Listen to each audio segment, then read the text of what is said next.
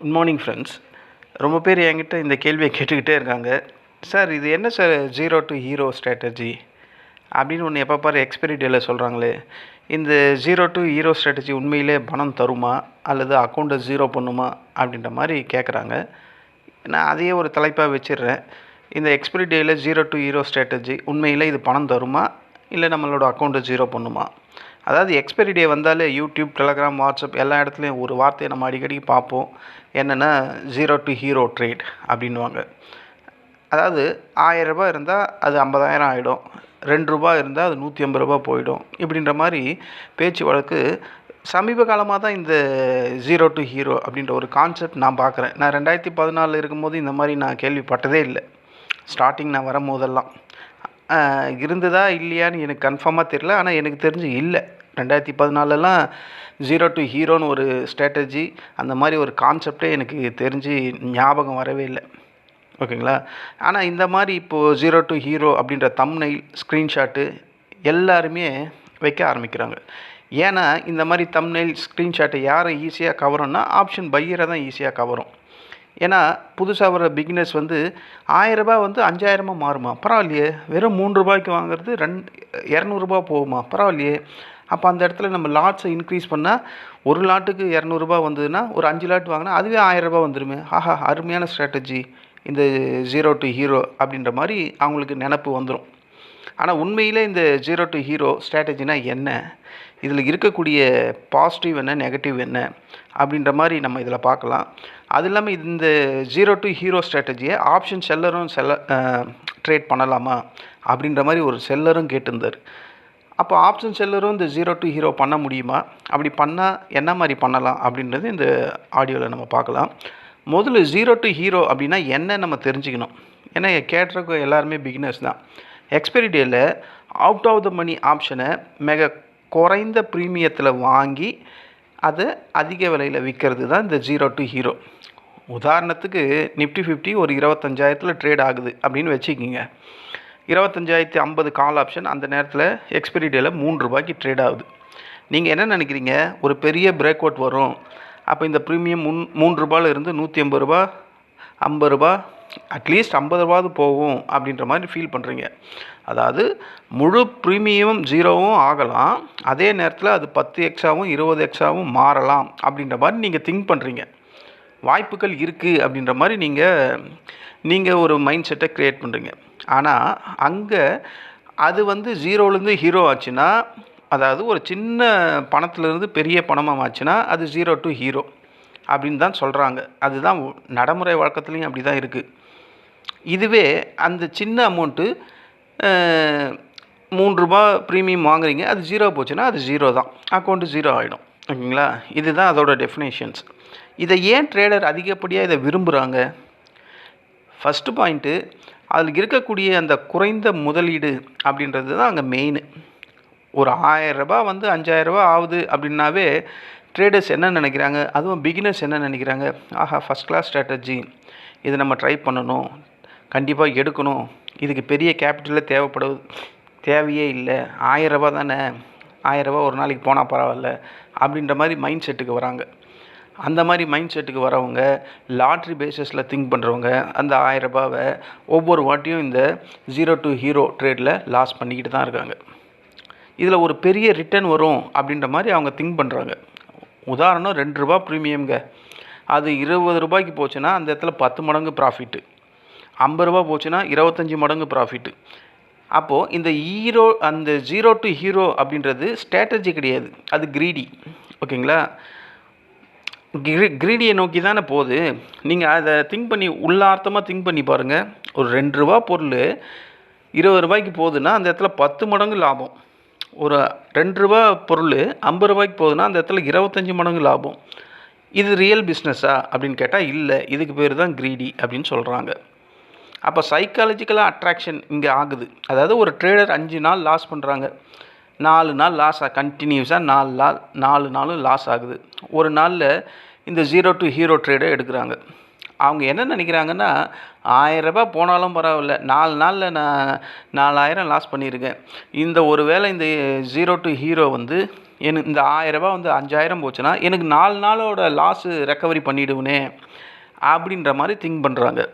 இதனால தான் இந்த ஜீரோ டு ஹீரோ அப்படின்ற ஸ்ட்ராட்டஜியில் பல ஆப்ஷன் பையர் உள்ளே வந்து கடல் மாதிரி இருக்கிற இந்த எக்ஸ்பெரியில் குதிக்கிறாங்க. கடலில் குதிக்கிறவங்க எல்லாருமே நீஞ்ச தெரிந்தாலும் நீஞ்சி வெளியே வர முடியாது, ரொம்ப கஷ்டம். ஓகேங்களா? ஒன்றும் இல்லைங்க, இந்த எக்ஸ்பைரி டேயில் ஒவ்வொரு 50 பாயிண்ட்டுக்கும் ஒரு ஸ்ட்ரைக் இருக்குது நிஃப்டி 50ல். ஆனால் ஏதோ ஒரு ஸ்ட்ரைக்கு கண்டிப்பாக ஜீரோலேருந்து ஹீரோவாக மாற தான் போகுது எக்ஸ்பைரி டேயில். ஏதோ ஒரு ஸ்ட்ரைக் ப்ரைஸ், அந்த ஏதோ ஒரு ஸ்ட்ரைக் ப்ரைஸை யாரோ ஒருத்தர் எடுத்தால் அவங்க ஜீரோ டு ஹீரோ ஆக போகிறாங்க. அதுக்கப்புறம் இருக்கிற எல்லா ஓடிஎம்மும் ஜீரோ தானே ஆக போகுது. அப்போ அத்தனை ஹீரோஸும் என்ன ஆகிறாங்க, எக்ஸ்பைரியில் ஜீரோவாக மாறுறாங்க. நார்மல் டேயில் நீங்கள் ஹீரோவாக இருந்து ஜீரோவாக மாறுறீங்க. எக்ஸ்பைரி டேயில் ஆல்ரெடி நீங்கள் ஹீரோவாக தான் இருக்கீங்க, அந்த இடத்துலையும் மறுபடியும் ஜீரோ ஆகுறீங்க. இதுக்கு இப்படியும் சொல்லலாம், ஹீரோ டு ஜீரோன்னு சொல்லலாம், ஜீரோ டு ஹீரோன்னு சொல்லலாம். ஓகேங்களா? இந்த கலாச்சாரம் எனக்கு தெரிஞ்சு இந்த கொரோனாக்கு அப்புறம் தான் வந்த மாதிரி எனக்கு தோணுது, இந்த zero to hero, hero to zero. ஏன்னா அதுக்கு முன்னாடி ட்ரேடர்ஸோ இல்லை பெரிய அளவு டிமேட்டோ நம்ம இந்தியாவில் கிடையாது. கொரோனான்னு ஒன்று எப்போ வந்ததோ அதுக்கப்புறம் தான் எல்லாம் ஒர்க் ஃப்ரம் ஹோம்னும் போது ஆல்டர்னேட்டிவ் பணம் சம்பாதிக்க எங்கடா வழின்னு பார்க்கும்போது எல்லாம் இந்த ஷேர் மார்க்கெட்டுக்குள்ளே வந்ததா அப்போது. ஏன்னா நீங்கள் இதோட வரலாறு அதை நோண்டி பார்த்தா 2020 கொரோனா வந்ததுக்கப்புறம் தான் எக்கச்சக்க டிமேட் அக்கௌண்ட்டு நம்ம கவர்மெண்ட்டில் உள்ளே வந்தது. அப்போ ஆரம்பித்த இந்த கலாச்சாரம் தான் இந்த zero to hero, hero to zero அப்படின்ற கலாச்சாரம் அப்படின்ற மாதிரி எனக்கு தோணுது. ஓகேங்களா? இதுக்கு முன்னாடி இந்த கலாச்சாரம் இருந்த மாதிரி எனக்கு தெரியல. நானும் அதெல்லாம் தேடியெல்லாம் பார்க்கல. பட் இருந்தாலும் எனக்கு தெரிஞ்ச அளவுக்கு அந்த மாதிரி hero to zero, zero to hero அப்படின்ற வார்த்தை ஷேர் மார்க்கெட்டில் நான் 2014 உள்ளே வந்தேன். எனக்கு தெரிஞ்சு 2019 வரையும் அந்த மாதிரி நான் கேள்விப்பட்டதே இல்லை. இது சமீப காலமாக தான் இந்த ஜீரோ டு ஹீரோ அப்படின்ற மாதிரி சொல்கிறாங்க. அதுக்கு முன்னாடி எப்படி சொல்லியிருந்தாங்கன்னா ஹெட்ஜிங்னு சொல்லுவாங்க, ஆர்பிட்டரேஜ் அப்படின்னு சொல்லுவாங்க, அப்புறம் ஸ்ப்ரெட் ட்ரேடிங் சொல்லுவாங்க, கவர்டு கால்னு சொல்லுவாங்க, ஸ்ட்ராங்கல். இது இப்போவும் இருக்குது.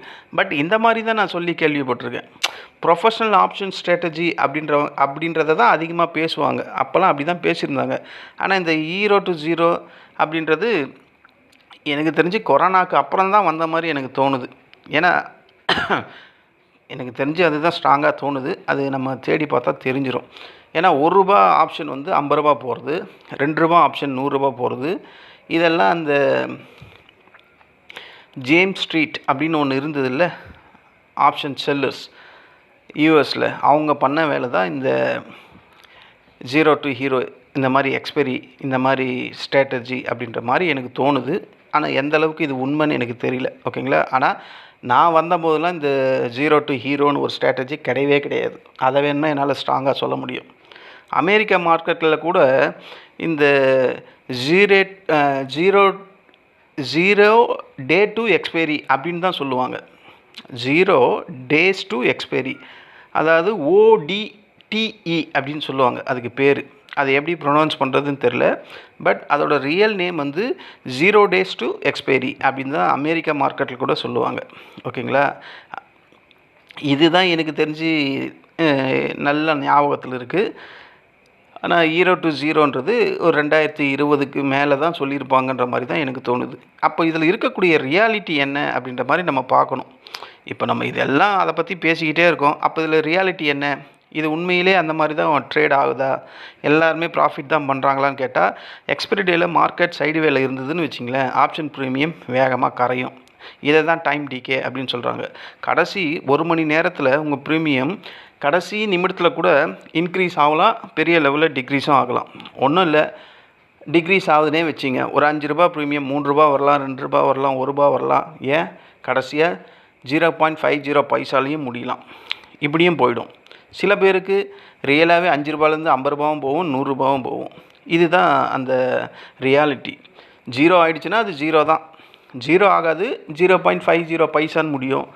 ஆனால் ₹5 ப்ரீமியம் ₹50 போகிறதுக்கு வாய்ப்பு இருக்குது. ஆனால் எல்லா ஸ்ட்ரைக் ப்ரைஸும் போகுமான்னு கேட்டால் ஏதோ ஒன்று கண்டிப்பாக போகும் எக்ஸ்பைரி டேயில். ஓகேங்களா? ஆப்ஷன் பையர்ஸ் ஏன் இதில் எப்போ பாரு லூஸ் ஆகுறாங்க, மணியை லாஸ் பண்ணுறாங்க அப்படின்னு கேட்டால் காரணம் வந்து லேட் என்ட்ரி. பெரிய கேண்டில் வந்ததுக்கப்புறம் தான் அவங்க வாங்குறாங்க.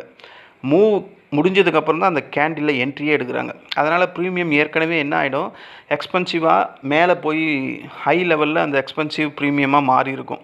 இது ஃபஸ்ட்டு காரணம். ரெண்டாவது காரணம், ஸ்டாப் லாஸே ட்ரேட் பண்ண மாட்டாங்க. ₹2 தானங்க ப்ரீமியமே, ஒரு 10-20 லாட் எடுப்போம் அப்படின்னு எடுப்பாங்க. ₹2 போனாலும் அட்லீஸ்ட் ஒரு ₹1 ஸ்டாப் லாஸ் போடுற அந்த திங்கிங் வரவே வராது. அப்போ என்ன ஆகும், ₹2 ப்ரீமியம் போகிற இடத்துல அது 20 லாட் 30 லாட் எடுக்கும்போது டோட்டல் காசும் அங்கே வேஸ்ட், 0 ஆகிடும். மூணாவது காரணம் ஓவர் குவான்டிட்டி. அதை தான் நான் சொன்னேனே, ₹2000 ரிஸ்க் எடுக்க வேண்டிய இடத்துல 20,000 ரிஸ்க் எடுப்பாங்க. அந்த இடத்துல குவான்டிட்டியை இன்க்ரீஸ் பண்ணுவாங்க. அப்போது ஒரு ட்ரேடில் டோட்டலாக உங்கள் அக்கௌண்ட்டில் பாதி காசு அந்த எக்ஸ்பிரி டேயில் போயிடும். இது மூணாவது காரணம். நாலாவது வந்து பாதி பேர் இல்லை, 85 பேர் எக்ஸ்பிரி டேயில் மார்க்கெட் டைரெக்ஷனை தான் கெஸ் பண்ணுறாங்க.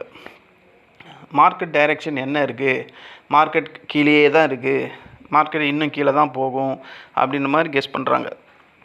ஆனால் மார்க்கெட்டை கெஸ் பண்ண தான் செய்யணும், ஆனால் அனலைஸும் பண்ணணும். அதாவது இந்த கால் மேலே போகுமா, இல்லை இந்த இது கீழே வருமா, ஓகேங்களா? இந்த மாதிரி திங்க் பண்ணுமே கண்டி கேண்டில் 6 இது ஏறுது இறங்குது அப்படின்ற மாதிரி இருக்கக்கூடாது. அதாவது லாட்ரி டிக்கெட் மைண்ட் செட்டு இருக்கக்கூடாது. ட்ரேடிங் லாட்ரி மைண்ட் செட்டு உங்களுக்கு இருந்ததுன்னா அந்த ட்ரேடிங் வந்து கேம்லிங், அது கேம்லிங்காக தான் மாறும். என்னை பொறுத்தவரையும் எக்ஸ்பைரி டேயில் ஏதோ ஒரு ஸ்ட்ரைக் ப்ரைஸ் கண்டிப்பாக 0 to ஹீரோ ஆக தான் போகுது. மற்றது எல்லாமே கேம்லிங் மெத்தட் தான், ஓகேங்களா?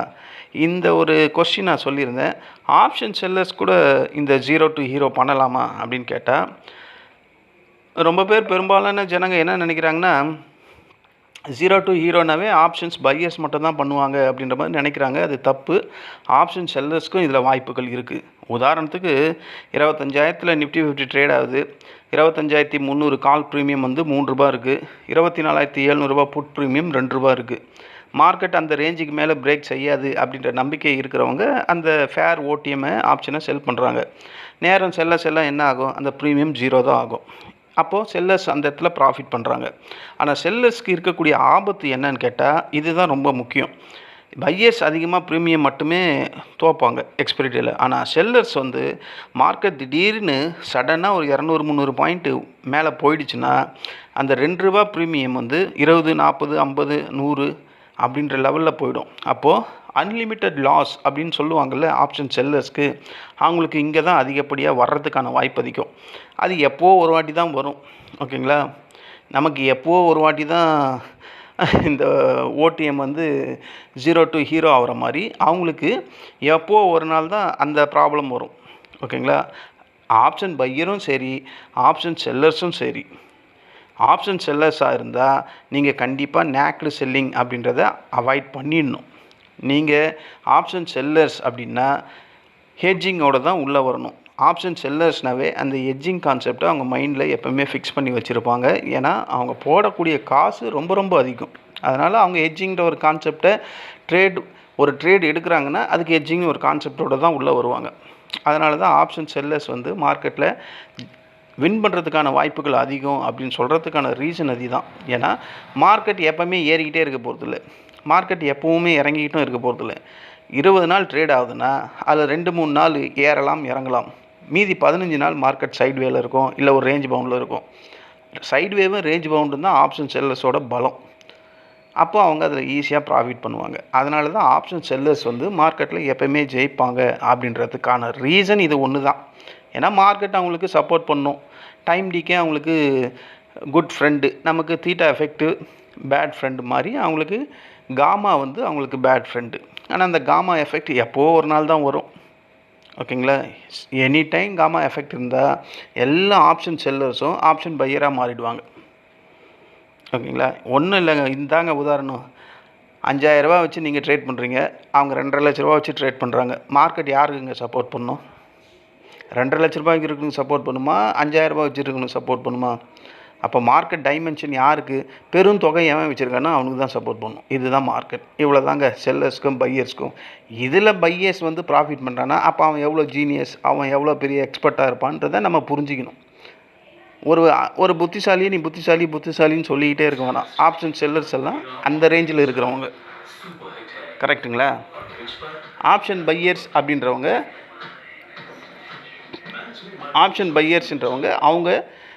அவங்களோட டேலண்ட் இந்த மாதிரி சின்ன காசில் பெரிய ப்ரீமியத்தை பிடிக்கிற ஆளுங்க, ஓகேங்களா? இதில் யார் பெரியவங்கன்றதுலாம் இங்கே கேள்வி இல்லை. யாருக்கு நாலேஜ் இருக்குது, யாரால் பண்ண முடியும் அப்படின்றது தான் இங்கே போட்டி. பெரிய பணத்தை வச்சு அவங்க சின்னதாக லாபம் பண்ணுறாங்க. சின்ன பணத்தை வச்சு நம்ம பெரிய லாபம் பண்ணலாம் அப்படின்ற மாதிரி ட்ரை பண்ணுறோம். அது முடியல, அதனால் அது லாஸஸ் ஆகுது, ஓகேங்களா? இந்த ஆப்ஷன் பையரும் ஆப்ஷன் செல்லர்ஸும் இந்த 0 to ஹீரோவை சேஃபாக பண்ண முடியுமான்னு கேட்டால் பண்ணலாம். நீங்கள் எந்த ட்ரேடராக வேணால் இருங்க, கேபிட்டலில் 1% இல்லைனா 2% தான் ரிஸ்க் எடுக்கணும். கன்ஃபர்மேஷன் கேண்டில் வந்தால் மட்டும்தான் ட்ரேட் எடுக்கணும். ஸ்டாப் லாஸ் கண்டிப்பாக வச்சாகணும். உங்களுக்கு ஸ்ட்ராட்டஜி அது சம்மந்தமான ட்ரேடிங் மெத்தட் இருந்தால் வெற்றி பெறத்துக்கான வாய்ப்பு இருக்குது. லாட்ரி மைண்ட் செட் இருந்தால் கண்டிப்பாக அது வேலைக்கு ஆகாது. ஒரு ட்ரேடில் உங்கள் அக்கௌண்ட் முழுசையும் அதில் பயன்படுத்தக்கூடாது. செல்லர்னால் மார்க்கெட்டுக்குள்ளே இந்த மாதிரி 0 to ஹீரோ ஸ்ட்ராட்டஜி பண்ணுற மாதிரி இருந்தால் கண்டிப்பாக ஹெட்ஜிங் அப்படின்ற ஒரு ஸ்ட்ராட்டஜியோடு உள்ளே வரணும். 0 to ஹீரோ ஸ்ட்ராட்டஜி அப்படின்னு சொல்கிறது சம்பாதிக்க முடியாத ஸ்ட்ராட்டஜிலாம் இல்லை. நான் அதை தான் சொல்கிறேன். ஏதோ ஒரு ஸ்ட்ரைக் வந்து கண்டிப்பாக 0லேருந்து ஹீரோவாக மாறதான் போகுது. ஆனால் அதுக்கு 0 to ஹீரோ ஸ்ட்ராட்டஜி அப்படின்ற பேரெல்லாம் கிடையாது. அதுக்கு ரியல் பேர் ஹை ரிஸ்க் ஸ்ட்ராட்டஜி. ரொம்ப ஆபத்தான பண இழப்பு உள்ள ஸ்ட்ராட்டஜி, ஹை ரிஸ்க் ஸ்ட்ராட்டஜி. அது நாளடைவில் அதுக்கு கலராக பேரை வச்சு 0 to hero strategy, hero to zero strategy அப்படின்ற மாதிரி வச்சிட்டாங்க, ஓகேங்களா? ஜீரோ ஆன ட்ரேடர்களை சுட்டி காட்டுறது இந்த 0 to ஹீரோ.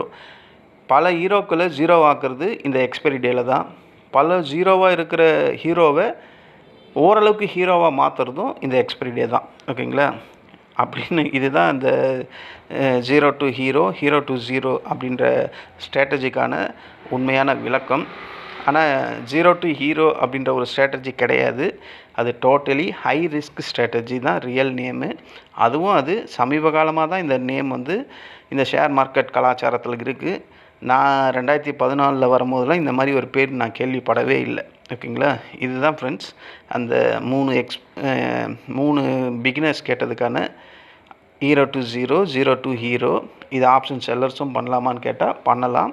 இந்த வழிமுறைகளெல்லாம் ஃபாலோ பண்ணால் நீங்களும் ப்ராஃபிட்டபிள் பண்ணுறதுக்கான வாய்ப்பு இருக்குது. இந்த ஆடியோ உங்களுக்கு பிடிச்சிருந்தால் என்னுடைய சேனலை சப்ஸ்கிரைப் பண்ணுங்கள். நன்றி, வணக்கம்.